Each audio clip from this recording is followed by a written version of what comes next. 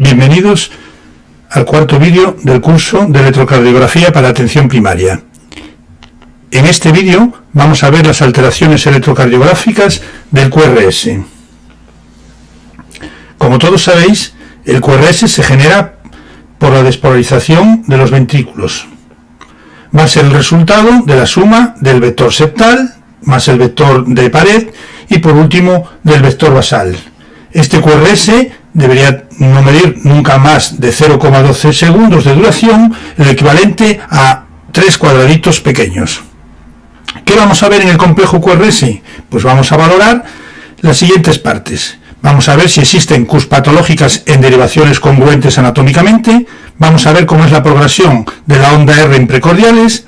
Vamos a ver la duración del complejo QRS, el voltaje del mismo y la morfología que tiene.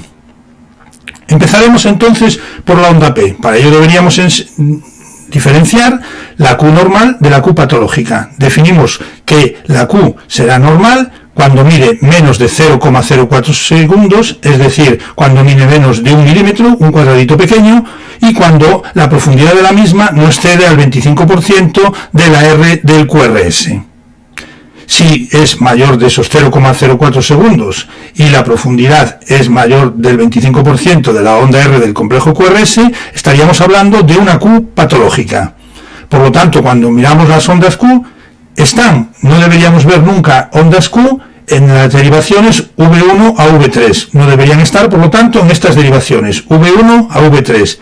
¿Hacia qué lado se deben ver las ondas Q? Las ondas Q serán siempre negativas, excepto en AVR. ¿Y cuáles serán las medidas que debe tener? Como decíamos antes, de altura menos del 25% de la onda R y de anchura menos de 0,04 segundos. A continuación, lo que miraríamos era la progresión de la onda R. Con un eje normal, veríamos que habría un aumento progresivo de la onda R desde la derivación V1 hasta la derivación V6, siendo V1 mínima o incluso no haber onda R y siendo de máxima amplitud la onda R en V6. Encontraríamos la zona de transición aproximadamente entre V2 y V4. Después, lo que debemos valorar dentro del complejo QRS sería la duración. Decíamos que la duración normal sería menor de 0,12 segundos de estos 3 cuadraditos pequeños. Por lo tanto, hablaríamos de un QRS estrecho cuando mide menos de esos 0,10 segundos y hablaríamos de un QRS ancho si mide más de esos 0,10 segundos. ¿Dónde solemos ver los QRS anchos? Fundamentalmente en los bloqueos de rama, en las extrasístoles ventriculares, en la taquicardia ventricular o en los marcapasos ventriculares. Vamos a ver entonces algunas formas de aumento de la anchura del QRS y para ello nos vamos a parar un poco en los bloqueos de rama. Como veis aquí, los bloqueos de rama pueden ser de la rama derecha, de la rama izquierda o podemos hablar también de hemibloqueos cuando se encuentran las ramificaciones de la rama izquierda y así diríamos que puede haber hemibloqueos posteriores o hemibloqueos anteriores izquierdos. Empezaremos hablando del bloqueo de rama derecha. El bloqueo de rama derecha consiste en que hay una interrupción en el paso del impulso en la rama derecha a uno de sus niveles.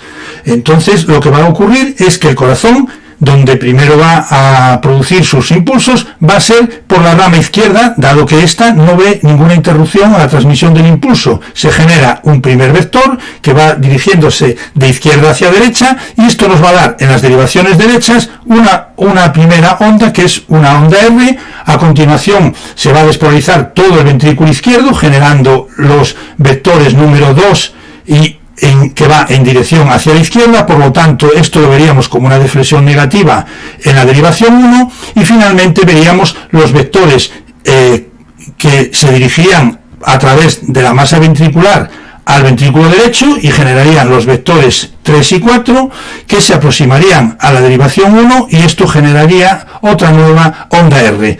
La primera, al ser de pequeño tamaño, denominaríamos R minúscula y esta segunda le denominaríamos R'.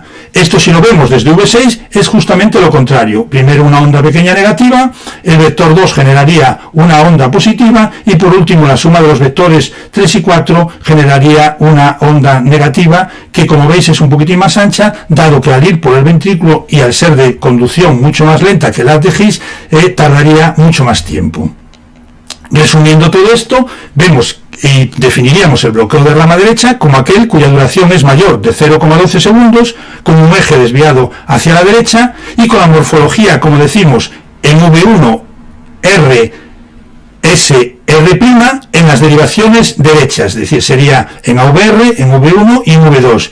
Y veríamos unas ondas S, como decíamos, más anchas, ondas S empastadas, en las derivaciones izquierdas. En este caso, como vemos aquí, sería en la derivación V6 y en la derivación D1. Aquí lo vemos representado en un electrocardiograma, en el que se ven todas las derivaciones, y como decimos aquí, vemos ancho mayor de los 3 cuadraditos de los 0,12 segundos, con la morfología R' en las derivaciones derechas y con la onda un poco empastada o ensanchada en las derivaciones izquierdas. ¿Qué ocurre cuando hay un bloqueo de rama izquierda? Pues lógicamente, cuando vemos aquí que hay un bloqueo de rama izquierda, el impulso se va a transmitir en primer lugar por el ventrículo derecho. Se generan los vectores del ventrículo derecho, en este caso el vector número 1, que es un vector inferior de pared, el vector número 2 de la pared de todo el ventrículo derecho, que se van a dirigir hacia la izquierda. Por lo tanto, en las derivaciones derechas, al alejarse estos vectores, lo que vamos a ver va a ser unas ondas negativas. Vamos a decir que lo que vamos a ver es un complejo que se denomina QS, es decir, un complejo negativo, y también los vectores número 3, como veis ahí, y el número 4, que es, una vez que se despolariza el ventrículo derecho, van a través de la pared del ventrículo izquierdo y también se dirigen hacia la izquierda. Por lo tanto, en las derivaciones 1 lo que solemos ver es una onda QS o una onda S más profunda, que es la suma de todos estos vectores que se alejan. Por el contrario, en la derivación V6, como está en la parte izquierda, todos los vectores se van a dirigir hacia ellos. El QRS va a estar ensanchado, dado que parte del impulso no va por el haz de Higgs, sino que va por la pared ventricular, que como decíamos antes es mucho más lento, y esto es lo que genera un QRS más ancho. También, si lo hacemos aquí y lo vemos aquí de forma conjunta, vemos que definiríamos el bloqueo de rama izquierda con aquel cuya duración del QRS es mayor de 0,12 segundos, con un eje hacia la izquierda, con esta morfología que veíamos en la derivación 1 de QS o RS, en las derivaciones derechas, mientras que en las derivaciones izquierdas, como pueden ser V6 o D1, lo que vamos a ver es unas ondas empastadas que pueden tener o no la morfología también R'. No solemos ver ondas Qs en las derivaciones V5 y V6, y en las derivaciones de cara inferior podemos ver una morfología R pequeña o R minúscula, S mayúscula. Aquí vemos las tres posibilidades que hay, comparando con el electrocardiograma normal, la morfología RR' en las derivaciones derechas en bloqueo de rama derecha con la S empastada, y la morfología QS o RR' en las derivaciones izquierdas en el bloqueo de rama izquierda. Otra patología que podemos ver que origina ensanchamiento en el complejo QRS es lo que denominamos las extrasístoles ventriculares. Antes de centrarnos en la extrasístole ventricular, vamos a ver un poquitín lo que son las extrasístoles y qué tipos de extrasístole podemos ver, aunque algunas de ellas no produzcan aumento del QRS. Definimos una extrasístole como alteración del ritmo del corazón que se manifiesta con latidos extra que se adelantan a la contracción normal, y pueden ser, según su localización, supraventriculares o ventriculares. En esta primera tira vemos una extrasístole, es decir, un latido en esta posición que se adelanta y que vemos que tiene un QRS estrecho. En este caso se trataría de una extrasístole supraventricular. Es de QRS estrecho porque una vez que el impulso llega al nodo V va a poder seguir su curso por el haz de Higgs y por lo tanto no genera un QRS ancho. Por el contrario, si la extrasístole que se produce es una extrasístole ventricular, aquí el impulso se genera en el ventrículo. Como decíamos, aquí no va por el haz de Higgs, por lo tanto generará un complejo QRS mucho más ancho. Para que se cumpla la definición de extrasístole será un latido adelantado, y como veis, generalmente después de esto suele haber lo que se llama la pausa compensatoria para que dé tiempo a recuperar el corazón su potencial iónico de forma correcta.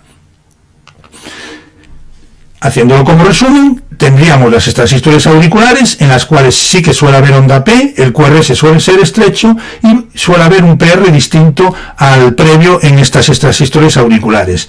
En el caso de que se trate de extrasístoles nodales, no va a haber tampoco habitualmente onda P, aunque sí veríamos después en algún ejemplo que puede haber alguna onda P por conducción, por ejemplo, retrógrada, y el QRS suele ser también siempre estrecho, mientras que en las ventriculares no se va a ver onda P porque el impulso se origina en el ventrículo, y aquí sí que el QRS va a ser ancho y generalmente con voltaje alto y de forma aberrante. A veces va acompañado de alteraciones de la repolarización y casi siempre llevan también lo que denominábamos antes la pausa compensatoria.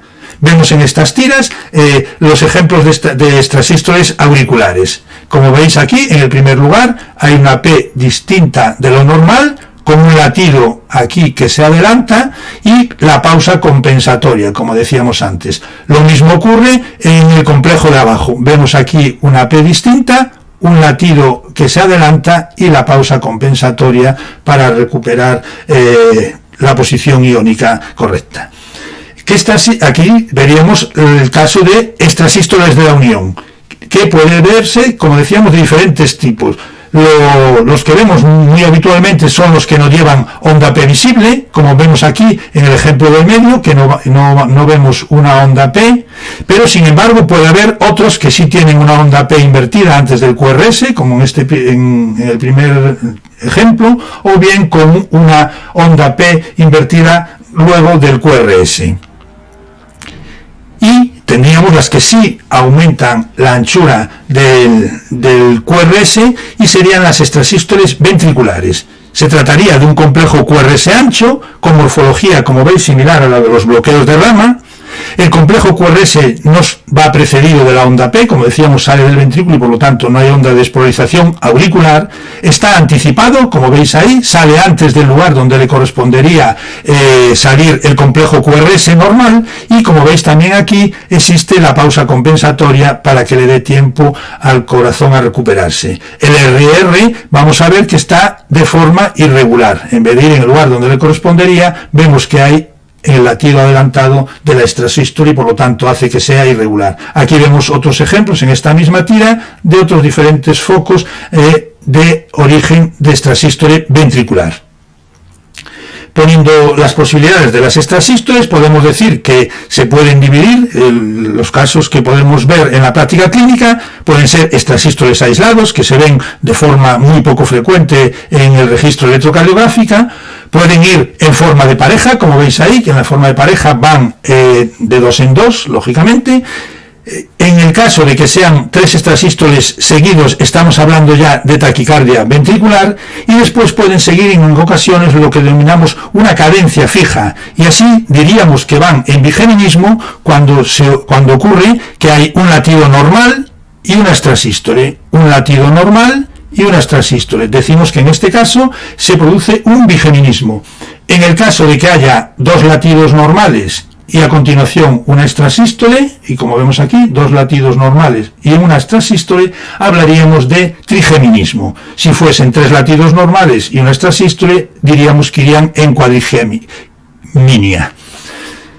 ¿Son peligrosas las extrasístoles? Pues dependen de las características que tengan las mismas. Así podemos decir que en los grados 0, 1, 2 e incluso en el 3, el grado de peligrosidad es desde nulo a muy bajo, y lo definiríamos como el grado 0 cuando no hay extrasístoles ventriculares, grado 1 cuando son ocasionales aisladas menos de 30 a la hora, el grado 2 cuando son extrasístoles ventriculares frecuentes más de 30 a la hora, diríamos que estarían en el grado 3 cuando suelen ser extrasístoles ventriculares multiformes o polimórficas, y ya entraríamos en las extrasístoles peligrosas en los grados 4, 4A y 4B, o en el grado 5. Definimos el grado 4A cuando son extrasístoles repetitivos en parejas, como veíamos antes, y el 4B cuando son repetitivos en salvas más de 3 extrasístoles ventriculares. Y en el grado 5 sería cuando existen extrasístoles ventriculares precoces con el fenómeno R sobre T, es decir, cuando la extrasístole se genera sobre la onda T y ahí se produce la primera R. Estas extrasístoles son peligrosas y son las que generalmente pueden desencadenar arritmias del tipo la tosada de Pointes. Otra de las causas de ensanchamiento del complejo QRS son los marcapasos ventriculares. ¿Qué vemos en un electrocardiograma con marcapaso ventricular? Pues suele verse una espícula seguido de un complejo ancho, como veis ahí, en estas dos tiras, y porque la espícula va a estimular el marcapasos. Al no ir por el haz de His, como decíamos antes, generan un complejo ancho y generalmente, dependiendo de la zona del ventrículo donde esté, con una morfología también casi siempre imitando como si fuese un bloqueo de rama. Es importante, y aquí os pongo en este apartado, en esta tabla, pues el lenguaje por el cual se ven los marcapasos, que lo veréis referido en muchos de los informes de cardiología. Pueden tener hasta 5 letras. La primera letra está referida a la cavidad estimulada. La segunda letra es la cavidad sensada, la que proporciona la información. La tercera letra es cómo responde este marcapasos, el generador. La cuarta letra, indica la capacidad de adaptación de la frecuencia del marcapasos a las necesidades del paciente. Y la quinta letra sería lo que se denomina la función antitaquicárdica. ¿Cuáles son las más comunes? Las más comunes son la I, significa que se estimula la aurícula, que detecta también la aurícula y se inhibe al detectar la onda P. Tenemos también la VI, en la cual se estimula el ventrículo, va a detectar el ventrículo y se inhibe al detectar un QRS propio. Y otro de los más comunes sería el DDD, en el cual se estimulan ambas cámaras, doble, tanto la aurícula como el ventrículo, también detectan ambas cámaras y responde doblemente, tanto inhibiéndose si detecta en ambas cámaras como estimulando en ventrículo ante evento auricular. Por lo tanto, puede estimular o detectar. Aquí veis un trazado electrocardiográfico de un paciente con un marcapasos en el que podéis ver antes de cada complejo ancho del QRS una espícula que es el estímulo que genera el marcapasos. Bien, pues ya hemos visto las alteraciones y las patologías más frecuentes que tiene en la duración del QRS. Nos tenemos que fijar, por otro lado, también en el voltaje, como decíamos. Y en el voltaje lo podemos ver de las dos posibilidades que hay. Aparte de lo normal, podemos ver aumentado, sobre todo en las hipertrofias ventriculares, o lo podemos ver disminuido en todo aquello que hace que llegue el vector con una capacidad mucho menor a los electrodos que lo registran. Por lo tanto, lo podemos ver cuando hay un derrame pericárdico y también cuando hay algo que se antepone, como puede ser en los pacientes con enfisema pulmonar. Vamos a analizar entonces los casos de aumento y aquí estaríamos hablando de las hipertrofias ventriculares. Empezaríamos hablando de la hipertrofia ventricular izquierda. En esta hipertrofia ventricular izquierda lo que vamos a ver es aumentado, sobre todo hacia la izquierda, todos los vectores que genera el ventrículo izquierdo. Vamos a ver, al haber más masa muscular, vamos a ver mayores vectores y por lo tanto vamos a ver un aumento del voltaje, una desviación del eje hacia la izquierda, dado que es el vector mayor tira hacia la izquierda, y se ven a ver también trastornos de la repolarización. ¿Cuándo decimos que está muy aumentado? Pues para ello se han establecido una serie de índices que son, aquí os pongo los que son más utilizados. Estaríamos hablando del índice de Sokolov-Lyon, en el cual se mide la S en la derivación V1 más la R en las derivaciones V5 o V6 y es mayor o igual a 35 milímetros. Tenemos también el índice de Cornell, que consiste en medir la R en la derivación AVL más la S en la derivación V3 y si es mayor de 20 milímetros en mujeres o mayor de 28 milímetros en varones, diríamos que tiene el Cornell positivo. Hay también el otro índice que se utiliza algo menos, que es el índice de Lewis, que consiste en medir la R en la derivación 1 más la S en la derivación 3 y restarle la S en esta derivación 1 más la R en la derivación 3. Si esta es mayor de 17 milímetros, decimos que el índice también es positivo y es un criterio de hipertrofia. También podemos medirlo en derivaciones aisladas, como puede ser la R en AVL, si es mayor de 11 milímetros, o la R en V5 o V6, si es mayor de 27 milímetros. Hay otro criterio de voltaje, que es el Romil-Estes, en el cual se suman diferentes criterios a valorar para la hipertrofia. Es más exacto que los criterios aislados que vimos antes, de Sokolov o de Cornell o de Lewis, y también es mucho más complejo de hacer. Tiene por un lado criterios de voltaje, que es como que sean que la R o la S en el plano frontal mayor de 20 milímetros, o que la S en V1 o V2 sea mayor de 30 milímetros, o la R en V5 o V6 mayor de 30 milímetros. Si se cumple uno de estos criterios, le daríamos 3 puntos. Si el eje del QRS es izquierdo, le daríamos 2 puntos. Si la deflexión intrínsecoide en V5 y V6 es mayor de 0,05, tendría 1 punto. Si el QRS dura más de 0,09, tendría otro punto. Si el vector ST o la T está opuesto al QRS y el paciente no toma digital, serían 3 puntos más. Si está con digital, solo puntuaría 1 punto.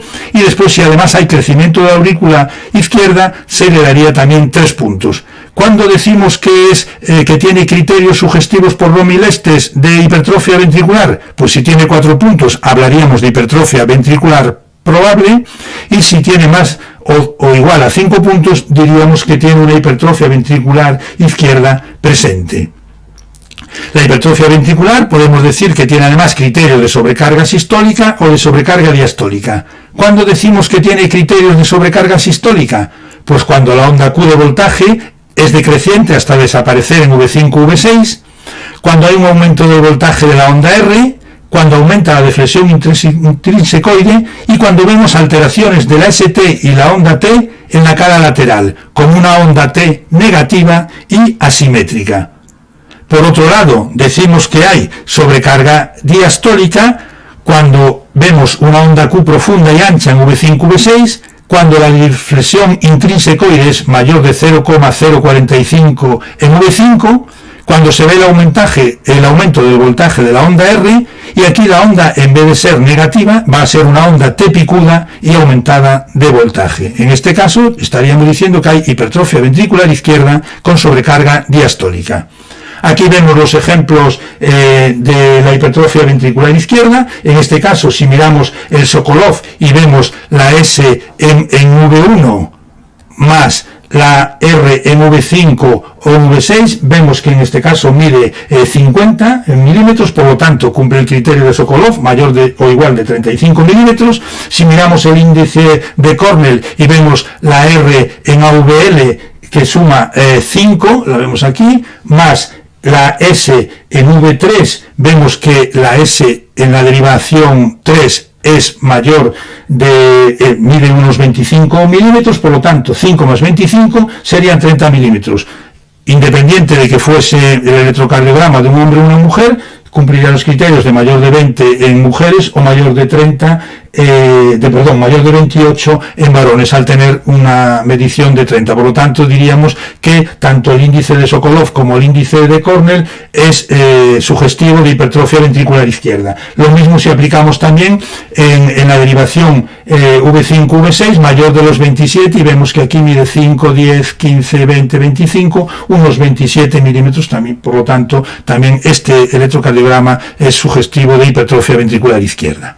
¿Qué ocurre con la hipertrofia ventricular derecha? Pues aquí lo que vamos a ver es todos los vectores tirando hacia el lado derecho. Por lo tanto, vamos a ver un aumento del voltaje de las ondas derechas. En las ondas derechas, en V1 no deberíamos ver ondas R, dado que con un eje normal se dirigiría hacia la izquierda, y por lo tanto en la derivación 1 predominantemente lo que vamos a ver es complejos negativos. En el caso de que haya hipertrofia del ventrículo derecho, vamos a ver ondas R más altas en las derivaciones derechas. Estaríamos hablando de las derivaciones V1, por ejemplo, y las derivaciones V2. Y también lo veríamos igual en la derivación R, pues hacia ese lado sería donde se dirigirían los vectores del ventrículo derecho.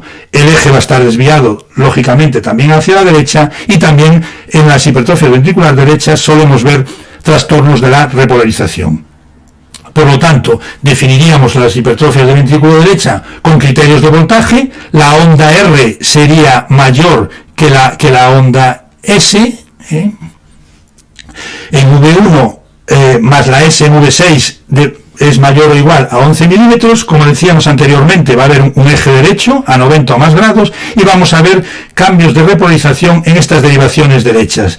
Depresión del ST o inversión asimétrica de la onda T. Aquí lo vemos en este ejemplo, vemos que hay en la derivación V1 ondas R mayor que la onda S, vamos a ver ondas S en las derivaciones izquierdas profundas y vamos a ver también, vemos que tiene también un eje derecho y vemos los trastornos de la repolarización en las derivaciones precordiales derecho con descenso del ST e inversión de la onda T. Este es el cuadro resumen y aquí vemos la diferencia que hay entre V1 en la derivación 1, que es la normal, en la derivación de hipertrofia ventricular izquierda, que vemos S profundas en V1 y R elevadas en V5, V6, y mientras que en la hipertrofia ventricular derecha lo que vamos a ver es ondas R en las derivaciones derechas y ondas S en las derivaciones izquierdas. Pues muy bien, hemos visto hasta ahora que puede haber aumento del voltaje, pero también nos podemos encontrar con electrocardiogramas con voltajes más bajos. En este caso estaríamos hablando de que hay algo que se interpone. Como decíamos antes, puede ser un derrame pericárdico o puede ser también, pues en un enfisema pulmonar serían algunos de los ejemplos en los que podemos ver voltajes pequeños. Resumiendo todo esto que hemos visto hasta ahora, diríamos que el complejo QRS valoraríamos siempre las Qs patológicas, valoraríamos la progresión de la onda R en precordiales, la anchura, el voltaje y la morfología. Bien, vamos a incluir también en este apartado, aunque también, como decíamos con las extrasístoles auriculares, no suele haber aumento en el QRS ni en el voltaje ni en la duración, un apartado que casi siempre pues se pregunta en casi todos los cursos en los que imparto. Y a mí lo que me cuesta es saber, descubrir o ver si tienen o no hemibloqueos. Bueno, pues hemos visto antes que había los bloqueos de rama, y podían ser de rama completos, de rama derecha o rama izquierda, pero también hay lo que se denominan hemibloqueos, y hablaremos de hemibloqueo, de los hemibloqueos de la rama izquierda, tanto sean de la parte posterior, y estaríamos hablando del hemibloqueo posterior izquierdo, o en la parte anterior, y hablaríamos del hemibloqueo anterior izquierdo. ¿Qué características tienen los hemibloqueos? Pues el hemibloqueo anterior izquierdo se caracteriza por tener un eje desviado a la izquierda, mayor de 45 grados hacia la izquierda. En las derivaciones 1 y AVL, en las derivaciones izquierdas 1 y AVL, lo que vamos a ver es el complejo que denominamos Q minúscula R mayúscula, y en las derivaciones de la cara inferior, es decir, en las derivaciones 2, 3 y AVF, lo que vamos a ver los complejos que se denominan R minúscula S mayúscula. Podemos ver también otra serie de características, pero fundamentalmente van a ser estas: eje izquierdo, morfología RS en las derivaciones de cara inferior y morfología QR en las derivaciones de cara lateral. ¿Cómo podemos ver esto de una forma de regla mnemotécnica? Bueno, pues hay la que es conocida por muchos de vosotros, que es lo que se denomina penene da pena. ¿Qué significa esto? Pues significa que la primera letra nos indicaría cómo van a ser los QRS en cada una de estas derivaciones. Iríamos por orden: 1, 2, 3, AVR, AVL y AVF, y con el penene da pena diríamos positiva en la derivación 1, negativa en la derivación 2, negativa en la derivación 3, da igual en la derivación AVR, positiva en la derivación AVL y negativa en la derivación AVF. Espero que esta regla mnemotécnica os sirva para que no os olvidéis nunca de las características del hemibloqueo anterior izquierdo, que se le uniría estas características a un eje desviado hacia la izquierda. Por el contrario, en el hemibloqueo posterior izquierda, lo que vamos a ver es un eje desviado hacia la derecha, y aquí se cambian las tornas, es decir, en las derivaciones 1 y AVL lo que vamos a ver es la morfología R pequeña, S grande, o RS, mayúscula las dos, y en las derivaciones de cara inferior 2, 3 y AVF lo que vamos a ver es una morfología QR, e incluso podemos ver ondas S hasta V6. Aquí están las características que estábamos definiendo ahora. Y en esta tabla pues está de forma resumida las características de cada uno de los bloqueos. ¿Qué podemos ver también? Pues podemos ver que hay bloqueos que no solo afectan a uno de los fascículos, es decir, o no solo afectan a la rama derecha o la rama izquierda, sino que lo vemos que están en dos de ellos. Por lo tanto, hablamos de bloqueo bifascicular cuando hay un bloqueo en más de un fascículo de conducción de los ventrículos. Puede ser bloqueo de rama derecha y hemibloqueo anterior izquierdo, o puede ser bloqueo de rama derecha y hemibloqueo posterior izquierdo, o bloqueo de rama derecha o izquierda con conducción AV prolongada en el fascículo restante, es decir, bloqueo AV de primer grado, o puede haber también un bloqueo de las ramas derecha e izquierda alternante. En todos estos casos hablaríamos de bloqueo bifascicular.